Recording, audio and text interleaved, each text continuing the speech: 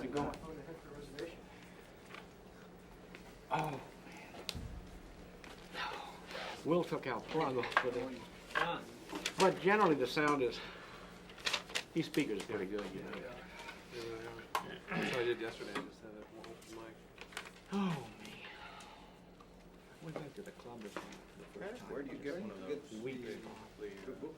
Those things, I had mine made by our people. I don't think you can buy them in Radio Shack, can you? That?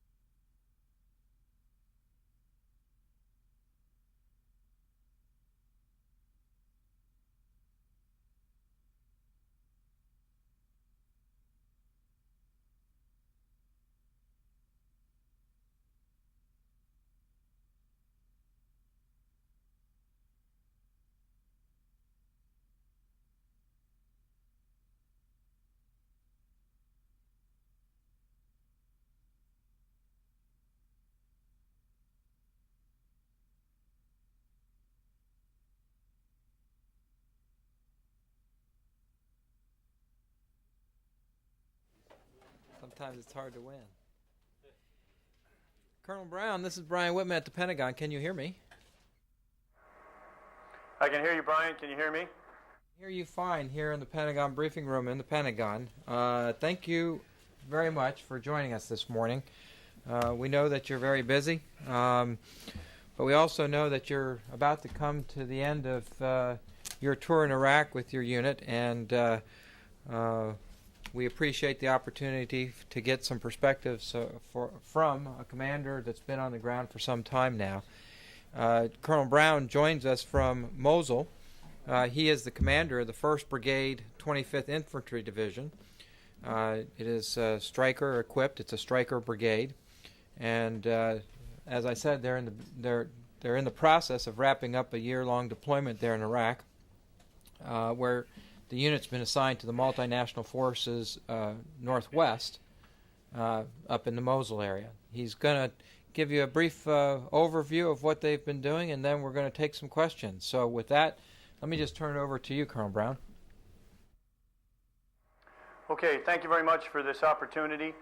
The Stryker Brigade has fought from Fallujah, Baghdad, Euphrates River Valley, and then up in the Tigris River Valley, and all the way up to Mosul in northern Iraq and out to the border out in Syria over the last year.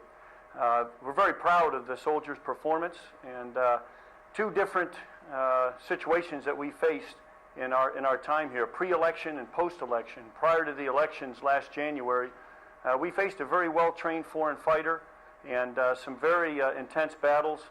And what we've seen is a population that was on the fence at that time to post-election, a population that has absolutely understood that their government, their Iraqi security forces support them, and the terrorists offer no hope for the future. One of the great pieces of information we got recently is 80% of the al-Qaeda network in the north has been devastated. And those are not our figures. Those came from the last 6 leaders in Mosul. Al-Qaeda leaders that we captured. They informed us of that. We also had a letter that was captured from Abu Zad going to Zarqawi. We recently killed Zad, and we had that letter, and it also talked about the desperate situation for the Al-Qaeda and the insurgents in Mosul and in the north. And then also sources we have inside the Al-Qaeda network up here have also informed us of that. So we're very proud. We have a situation where the Iraqi army is being rebuilt. The Iraqi police that ran away in November are standing and fighting. In fact, they recently found one of the largest caches certainly in the north and maybe all of Iraq, and they're doing a very good job. And then we have the population, I think, is the most significant change I've seen over the last 11 months. From a population clearly on the fence, not sure. They want freedom, but they weren't really sure what freedom was, and they were clearly intimidated, to a population that is clearly understands they want freedom. They are absolutely sick and tired of the terrorists, the brutal acts against innocent civilians, and they want a brighter future for their children. We've got a lot of statistics to back that up. Like when we first got here in October, there was no hotline existed. We opened a hotline. We got about 40 calls a month prior to January. The last 6 months, we're up to 400 calls a month. Every day, the citizens are stopping us on the street, telling us where a potential suspicious individual is who may be a terrorist, and telling us where they've tried to plant IEDs and those type of devices. So the population is clearly very confident. Also, I was out every day over the last 11 months on the ground, and great news about elections up here. You know, we went from last January, we weren't sure if we could even have elections.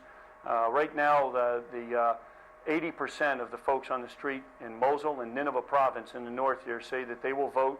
And very interesting, these are, many of the folks I talked to are Sunnis who are very upset that they were lied to last election, told not to vote, and they're very excited to vote this election. And I think the biggest challenge is going to be getting enough ballots to the polling sites, because so many people want to vote up here. Finally, the government has really improved their legitimacy.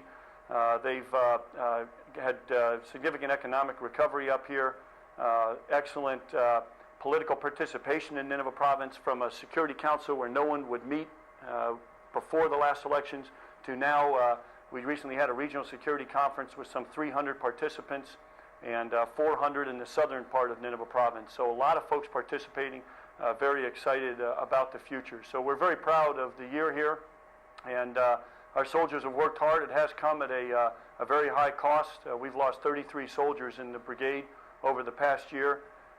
Those fallen heroes paid a very big price for liberty, but I will tell you that we're very proud of all our soldiers and how hard they've worked, and the great efforts of the whole team up here. And we see the Iraqi forces getting better and the situation improving on a daily basis in Mosul. And it's really the most normal I've seen Mosul since I've been here. The city of 2 million is really at the lowest level of attacks over the last year, and normalcy has come back to the city. So thanks for this opportunity, and I'm willing to take any questions you have on anything from my perspective that I can possibly answer for you. Well, thank you for that brief overview, and we'll get right into some questions right here. Charlie, let's start with you. Colonel Charlie Ellinger with Reuters. Are the Iraqi troops, the Army, well enough trained yet to take over? That's a great question. We have the full gamut of the spectrum of Iraqi troops. We have some that have taken over and have their own areas of operation. We still are there training with them, but they could do it independently. We have two predominantly Sunni battalions that I would put up against any battalion in Iraq. They're absolutely fantastic. We also have battalions that I think are about 6 to 8 months away from taking over their areas of operation. They're just newer battalions. They are going through training. One of the things that's been, I think, a very significant change, when I first got here, we did all the training and effort with the Iraqi Army. Now there's these military transition teams. They are fantastic, and they do a great job. They're coalition force soldiers with the Iraqis every single day, teaching them about being an army and a democracy, teaching them everything from great staff work to how to become a better army. And I've seen a huge improvement just over the last 3 months since they've been here, and I think that's going to get us to where we have an Iraqi army that can take over, as I said, I think up north here, 6 to 8 months without any issues at all. And we have some that are ready to take over now and predominantly do operations in their area of operations. They do it all themselves with just our occasional advice. Colonel, it's Tom Schenker from the New York Times, sir. You said something interesting I haven't heard before. You talked about your sources inside the al-Qaeda network. Are those people you've captured, people you've sent in to infiltrate, or al-Qaeda who flipped and come to you? And more broadly, as you prepare to depart, how is the insurgency different today than when you arrived? Well, we have about 40 sources in each battalion, and these sources are a real combination. Our best source, the terrorist killed his relative, and he doesn't want anything but sheer revenge against these cowardly terrorists that would perform these acts. So we have a number of sources that provide information. We work very hard to develop these sources. Some of them walk right up to you, and some of them it's passed on from other units. They've been here. But the interesting thing is that it gives us a great feel for what the insurgents are doing, what their plans are.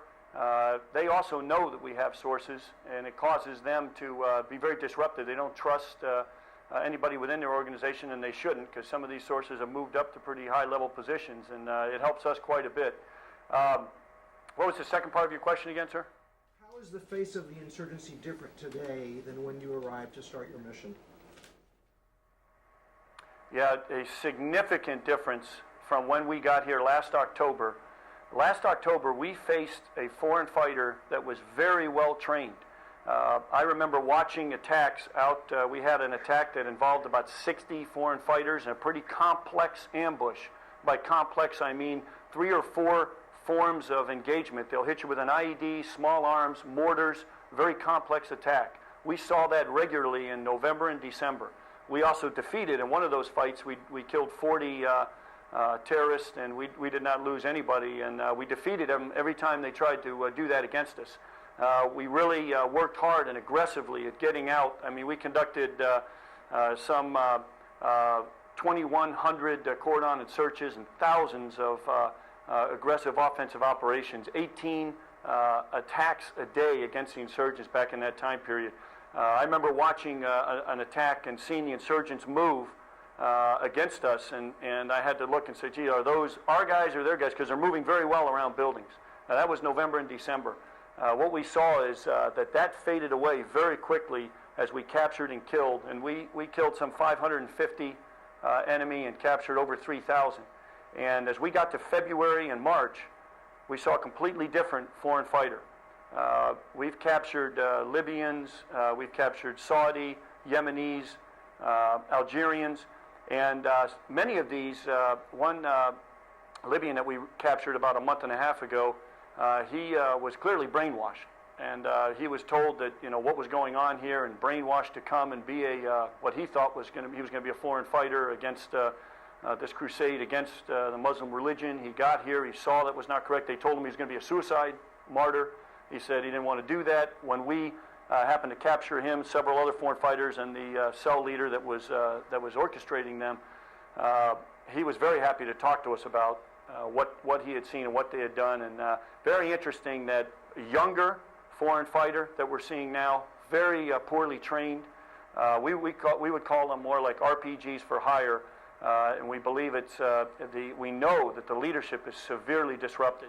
Again, from about 25% of the attacks were very complex prior to elections, as I described. Now we're down to 5% are complex. And we're at the lowest number of attacks by far over the last 3 months. And that is clearly the foreign fighter network is disrupted.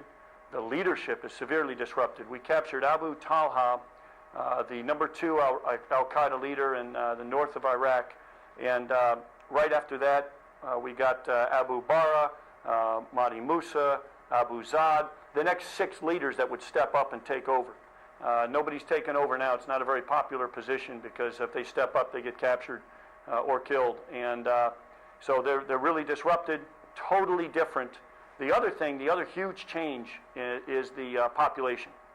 And in a counterinsurgency, of course, the people don't have to love them. They just have to remain neutral and not turn them in. And when we got here, the people were intimidated and they were neutral. Now they are turning them in. We like to call it, the terrorists swim in a sea of anonymity, and that sea has been taken away from them. And for example, when we got here, they could fire mortars, and they did that. 300 mortar attacks a month was the average for the 6 months prior to us getting here. As we got the population more and more on the side of their government and their security forces, as they saw how the terrorists offered no hope for the future, and their government did. They started turning these guys in, and in the beginning, a guy'd fire a mortar in a city of 2 million. It's pretty hard to track them down.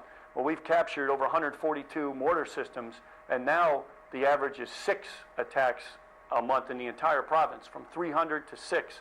And just a couple of weeks ago, when they did fire a mortar, the people told what they looked like, what their license plate was.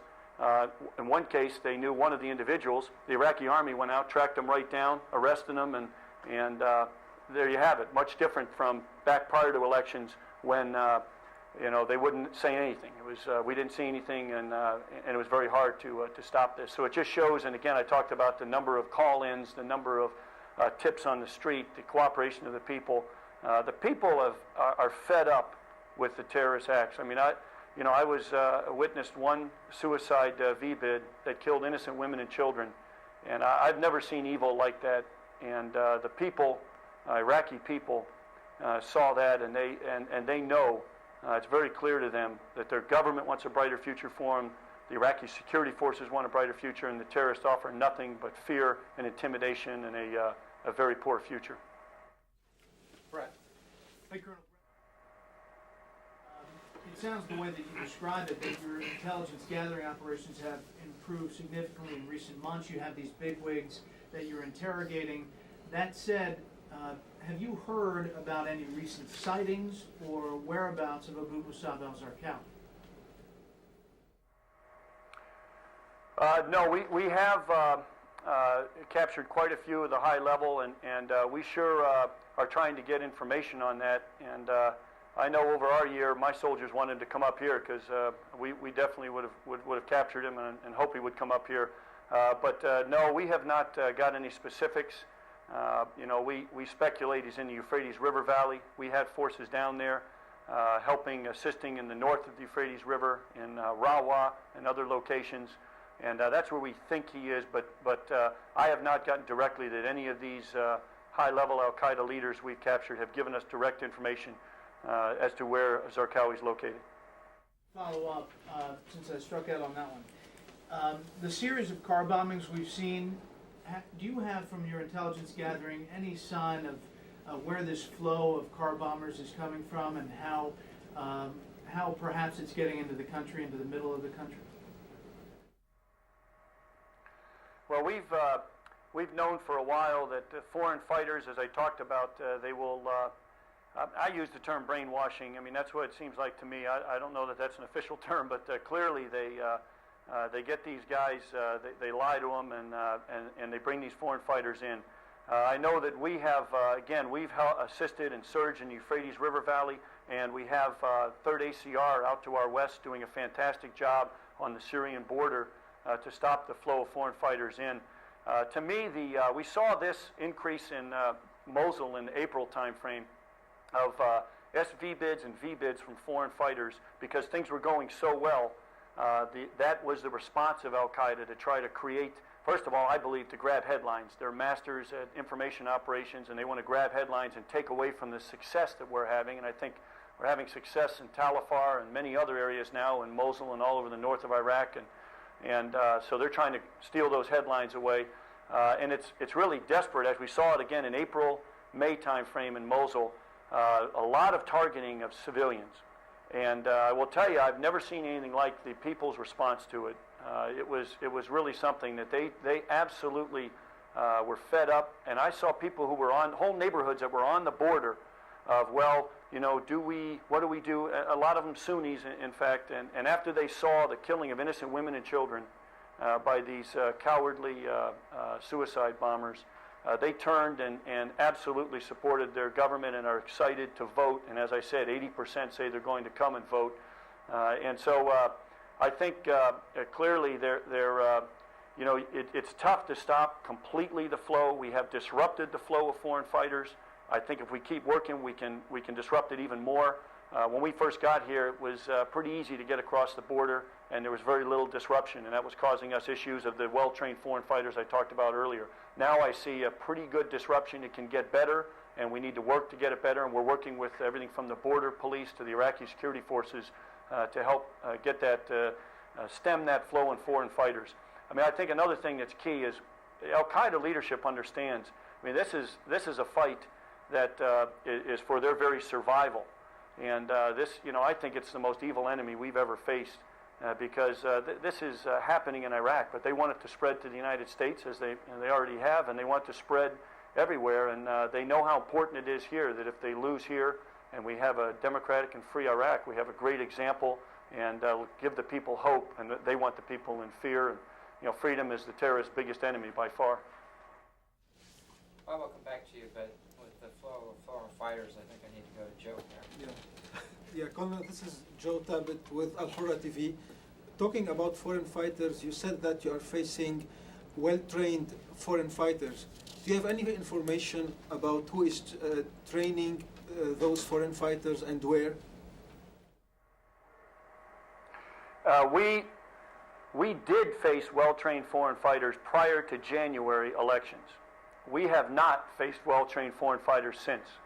Since February of this year until now, we have not seen any in fact, very poorly trained foreign fighters. So whoever was training them before, I don't know, but apparently they've lost their support and they're not able to train them, and they've, now we're getting much younger. We had 15 to 17-year-old, very young. We were estimating it's kind of hard when, you see the remains of a suicide bomber, there's not much left. But from captured ones and then reports from these folks, they were very young, 15 to 17 years old, not well trained, and we have not seen well trained foreign fighters at all since February. So wherever they were training before, I don't know, but it's sure not. They're not doing it anymore that I'm aware of, because they're not coming here, and we have not seen it. Bob. Colonel, this is Bob Burns from AP. In your description so far of the insurgency, you've referred exclusively to Al-Qaeda and terrorists. Do they actually represent the predominant element in the insurgency? What about the former regime elements in your area?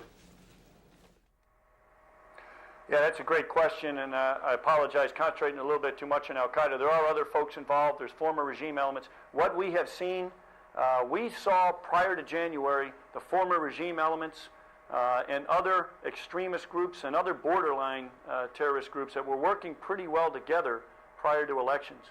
What we've seen since February on is many of these former regime elements are coming forward. They want to be involved in the political process. They realized it was a mistake to align themselves with Al-Qaeda. And the biggest split we saw was when Al-Qaeda got so desperate and started attacking women and children, and then Zarqawi said it was okay to attack women and children. That's the biggest split that we saw. At that point, many of those, ones we captured, turned themselves in. We had many other, the former regime, some borderline Sunni groups, Ansar al-Sunni, some of these other groups that realized that this was not what they signed up for. There was a real split there. And so the reason I'm concentrating right now so much on Al-Qaeda is that clearly is our biggest threat. The other, we do have also some folks who are just simply unemployed. And the terrorists will coerce them into, firing an RPG for $100 or whatever it may be. And you have that kind of criminal aspect that's still there. Smaller, much smaller we've seen over the year, much, much smaller. As more jobs become available, as the government is functioning better and better, that element is getting smaller and smaller. And as people see that doesn't offer any hope for the future and really see the true, the evil ways of these terrorists. So we did see that prior to January. A lot of these groups working together. We don't see it as much now at all. And many of the folks are moving over to the, hey, how can I get involved in the process, stepping forward, wanting to be involved, and wanting to make this government work and get involved and realize that that's their best hope for a bright future. Can I ask a follow-up, Brian? Go ahead and follow up. Colonel Bob Burns again. Could you put a number on an estimate of the percentage that the foreign fighters represent of the total opposition you face? Yeah, I'd say of the 550 enemy killed, I would say 60-70% foreign fighters, and that's a lot of those were in those large attacks prior to January. Of the 3,000 detained, over 3,000 we've detained. Probably not as many detained probably 40 to 50% foreign fighters, and the rest either, again, a RPG for hire type or one of these other groups earlier. But we're seeing more foreign fighters now, poorly trained foreign fighters now than we did earlier. But the numbers have come down so much, it's kind of a tough comparison. Clearly the level of proficiency is down in the foreign fighter, and clearly we see the level of complexity of attacks is way down, and the level of attacks is down, and the leadership is severely disrupted. No doubt about it. Tony? So this is Tony Capaccio with Bloomberg News. We met back in November when I was up there.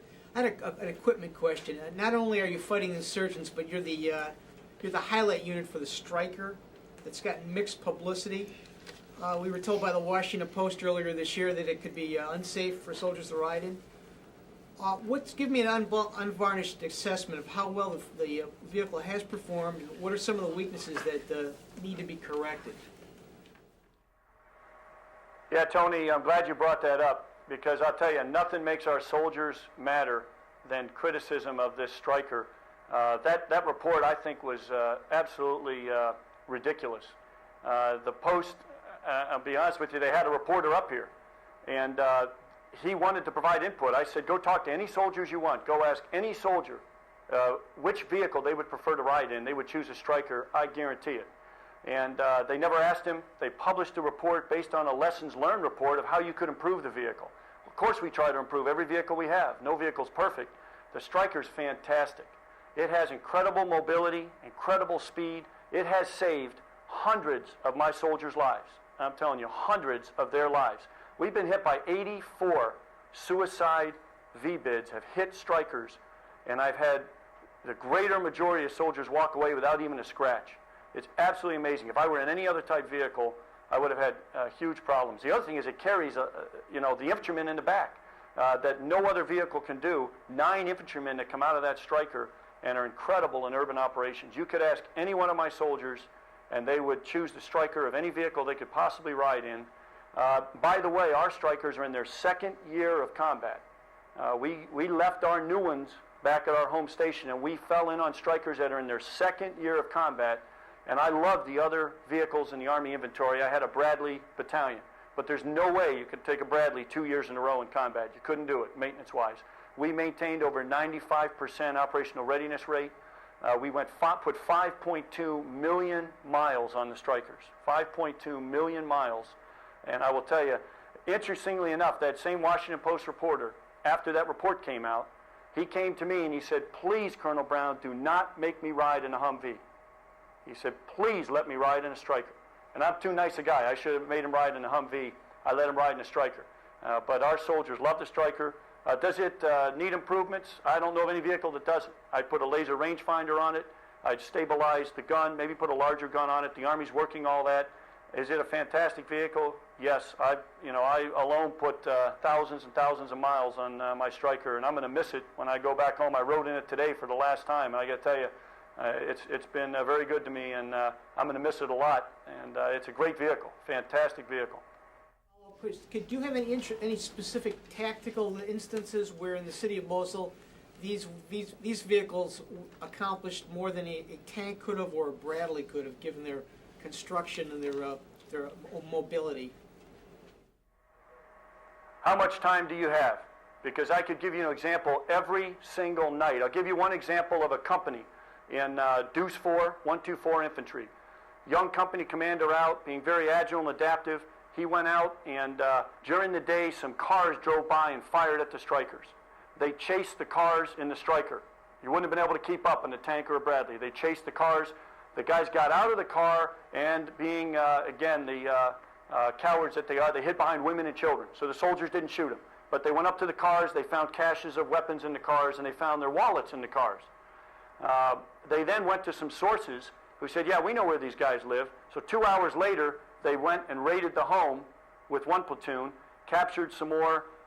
Those guys talked. They went and raided more. By the end of the night, one Stryker company, about 120 soldiers, about 14 Strykers involved, went 7 different locations, captured 15 out of 20 terrorist cell members, captured mortar systems, sniper rifles, a very large cache of weapons, etc. All that was mobile, all in cars. And they were able to get there quickly using their digital capability, using the speed of the Stryker, and oh, by the way, maintain perfect situational understanding at this time using a UAV up above and all the digital systems and what the Stryker affords. And the biggest thing the Stryker affords is 9 infantrymen came out in this urban setting. This was all in a city population of 2 million, very populated area, downtown city areas that this happened. So that's one example. It happens every night. And every single day the Strykers perform like that, and it's been a fantastic vehicle. Another couple of quick examples are, we needed some forces down the Euphrates River Valley to stop foreign fighters from flowing in. Tanks and Bradleys would have to het down there. They couldn't drive the 300 kilometers without a huge logistic tail and requiring more fuel. And I love tanks and Bradleys again, but they all, everything does something a little different. Well, the Stryker, we sent a cavalry Stryker unit down there, the 214 Rista Cavalry Squadron, and they got down there in less than a day, no problem at all, with 55 Strykers down there, all over the battlefield, putting in, one of those Strykers put in 38,000 miles alone this year over here. Didn't require heading, they drove down on their own. Had another battalion in Fallujah. We needed them up in Mosul. Within 12 hours, they drove from Fallujah 350, 400 kilometers, maybe more, but all the way from Fallujah up to Mosul. Got in the fight the same day in Mosul. Couldn't do that with any other type vehicle because, again, they carry all those soldiers. They were ready to fight. In fact, on the move from Fallujah, we diverted a company to a mission en route, and they did a great job on a mission en route. Couldn't do that with other type vehicles. So I could go on forever about what the Stryker has done, but the important thing about the Stryker are the soldiers, the great agile adaptive soldiers that it carries inside, and the digital connectivity and the speed, mobility, and survivability. We were hit by 115 RPGs, hit Strykers over the year we had here. Not one penetrated a Stryker, not one. No machine gun fire penetrated a Stryker inside. We did have a soldier that was killed in a hatch by an RPG standing up in a hatch, and they fired from a building on top. But not one RPG penetrated a Stryker, 115 hits. It's a fantastic vehicle. And I think another, you have a lot of other units and elements looking for it and wanting Strykers. It's a very popular. The biggest problem we have is keeping our brigade together because we're more powerful than that because everybody wants a little bit because they're so useful and such a fantastic vehicle and concept. Guess we'll put you down as an undecided colonel on the Stryker there. Well, I've had 3.5 years in command, and I did this test of the Stryker versus the 113 three years ago, and I had a 113 company many years ago. Matter of fact, serving with General Casey at the time at Fort Carson, Colorado, and to even think to compare those two is ridiculous. The Stryker is a fantastic vehicle, and I will tell you that certainly it can be improved. But every soldier, you could talk to any of my soldiers, every one of them would choose a Stryker to ride, and it's done a fantastic job here in Iraq. Colonel, we have reached the end of our time. We do appreciate you taking the time. Clearly, it's been a year of that your soldiers can be very proud of, and many accomplishments over the past year. And we wish you all the best as you return your unit back to the United States. Thank you. Thank you very much, and thanks for the questions, and thanks for the opportunity to tell the story, and we really appreciate it, and thanks for all you're doing there.